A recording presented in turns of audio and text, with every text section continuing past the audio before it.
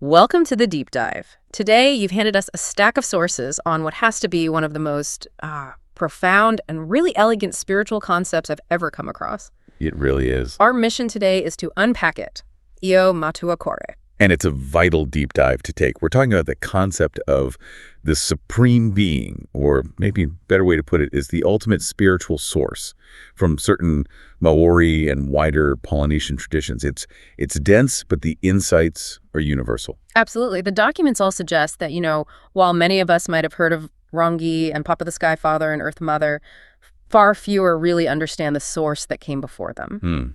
The source of the source. Exactly. So we have three big questions to tackle. First, who or what is Io? Second, why is this source called the Parentless One? And maybe most importantly, what can this ancient, really sophisticated idea teach you about living in the world today? Well, the best place to start is just with the basic definition. Io Matua Kore. The common translations are the Parentless One, the Eternal Source, or even the Uncreated Creator. The uncreated creator. I like that. That's powerful. And it's crucial to get this from the outset. Io isn't just another god on the list.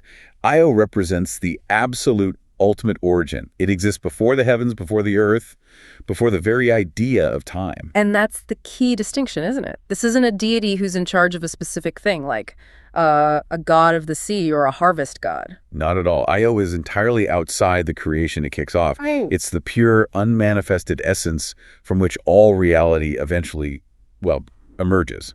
It's the beginning that doesn't need a beginning. Okay, so let's dedicate some serious time to the name itself, because it sounds like Io Matua Kore is the whole philosophical roadmap right there. It really is. It's a three-part idea, and the meaning of each word just builds and builds. So let's start with the first part, Io. Iobius. This word tries to capture the idea of the supreme, the ultimate, the essential reality. It's meant to express something so complete that it's almost indescribable. It's beyond our everyday language. Okay, so Io is the essence. Then the next word, Matua, gives it a relationship to us. Matua means parent or origin, right? Right. So it positions that essential reality as the source, the progenitor of life, of consciousness, of the entire cosmos. The ultimate parent. Exactly. But it's the final word, Kore, that stops us from just picturing, a father figure on a cloud. This is where the real deep dive nugget is. Core. A direct translation often just says nothingness or void. And if you stop there, you miss the entire point. You miss everything. Critically, Kore is not absence.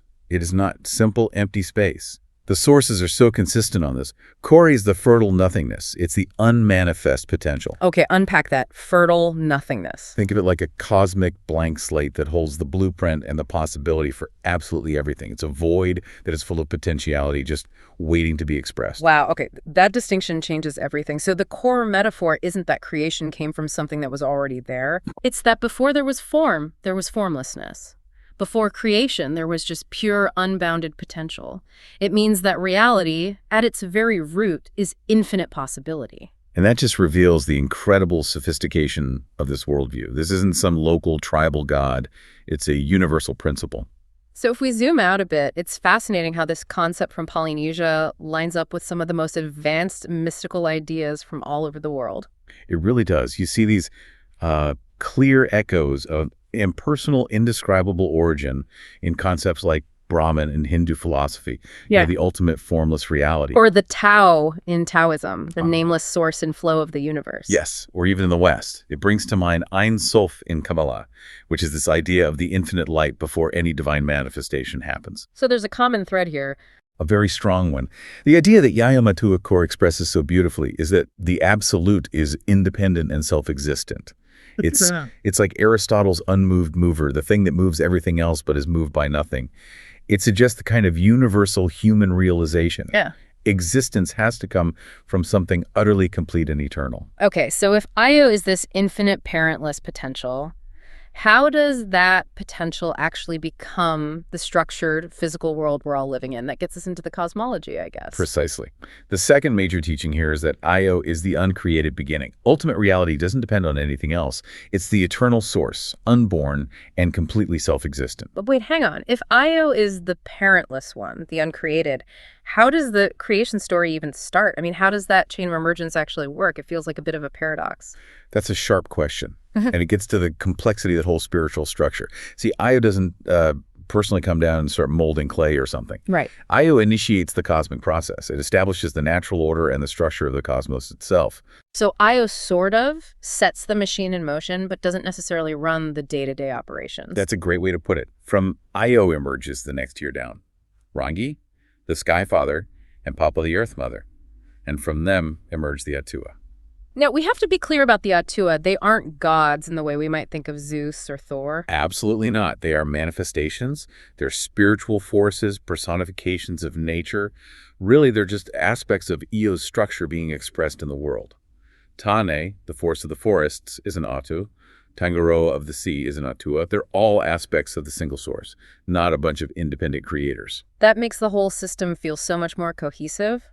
So the main takeaway here is really powerful. Every spiritual force, every physical thing, Rangi, Papa, all of life, it's all profoundly interconnected. All of it. It all comes from that one single unified parentless source. It's like a fractal universe. And that leads us to the third teaching, which really clarifies the nature of Io. Io is rarely, if ever, described as a person or a figure with human traits. So what is it described as?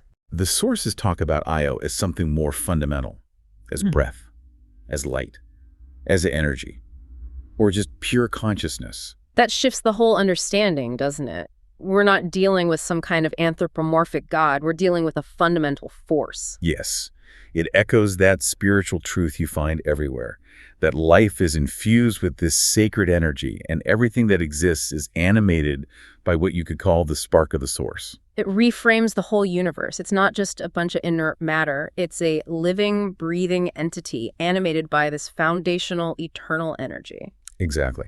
And that becomes vital when we start talking about the ethics of it all. Right. Because now that we've established this huge, unified cosmology, the challenge is always connecting an abstract idea like the uncreated creator back to, practical daily life, how you should behave. And this connection is precisely what made the teachings of Io so important. For the elders and the priests, acknowledging this supreme source wasn't just some philosophical exercise. It was a commitment. It was a total commitment to sacred living. And this is teaching number 4, the ethical path. The sources lay out a pretty specific code of conduct, a way of being that lines you up with the structure of the source itself. It demanded, what was it? Living with integrity, showing profound respect, having courage. Fostering unity with nature and maintaining a constant awareness of the sacred and everything. That point about unity with nature, it suddenly carries so much more weight now, because if Io is the source of all structure, and Io created the mountains and the sea through Rangi and Papa, then disrespecting the environment is literally disrespecting the source. You're living out of alignment with ultimate reality. That's it, exactly. And that principle of alignment leads us right to the 5th concept, and maybe the most practical one in the whole culture. Tapu. Tapu. Yeah, we hear this word a lot, and it's usually translated kind of poorly as just taboo. Right, which is a very limited understanding. In the context of Io Matua Kore, tapu means sacredness, holiness. Yeah. It's about divine order, and it's also the protected boundary you put around that sacredness. And because Io is the highest sacred principle, then everything that comes from Io, which is everything that exists, carries some degree of tapu. Yes. Think of tapu as the energetic footprint of Io's structure on the world. It dictates how people interacted with high chiefs, with sacred sites, and especially with natural resources. Can you give us an example? Sure. A specific forest might be declared tapu for certain seasons to let it regenerate. Now, that's not just superstition. That's a deep recognition of the inherent sacredness and the need for balance in a resource that ultimately comes from the source. The implication for you, the listener, is just. It's profound. If we are all infused with tapu, then self-respect and respecting others, it's not just optional morality. It's a recognition of inherent divine order. It teaches 2 powerful, really actionable lessons. First, that life is not just some random accident. It's intrinsically sacred and structured. And second, we're not just walking through a mundane world of random objects. We are navigating a world that is infused with the divine. Every person, every river, every moment carries a piece of that original parentless source. That just shifts the whole paradigm. So let's bridge the gap now and look at what Io Matua Kore offers us today. What are the big, timeless insights we can take away in a world that often feels so fragmented? Well, we've gone all the way from the fertile nothingness of Kore through this unified emergence of the cosmos.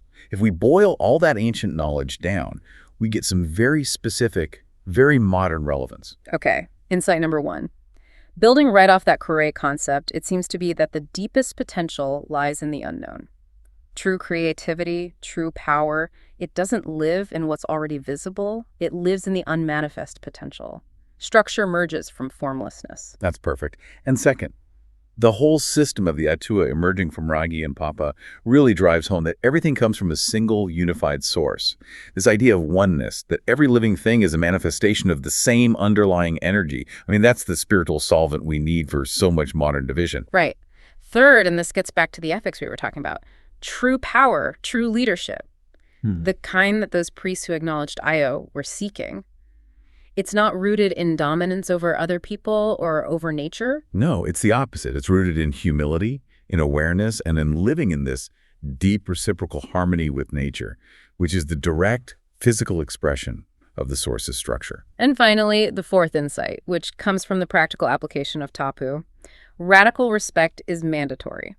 Because the sacred exists in all people and all things, you are basically compelled to elevate how you treat yourself, how you treat your community, and how you manage the world around you. It's an incredibly complete system of thought. It really is. Thank you for guiding us through this amazing deep dive into Io Matua Kore, the eternal parent and supreme source. My pleasure. And as you go through your day, just remember that foundational principle. It's rooted in some of the oldest wisdom we have. You are a child of the eternal source. You are connected, you are sacred, and you're part of something vast and timeless. The whole point of trying to understand the uncreated source is, in the end, a pursuit of radical self-knowledge. It's about realizing the divine order, the tapu, that is already within you. So the question Io Matua Kore leaves you with today is this: how will you honor the sacredness you already carry?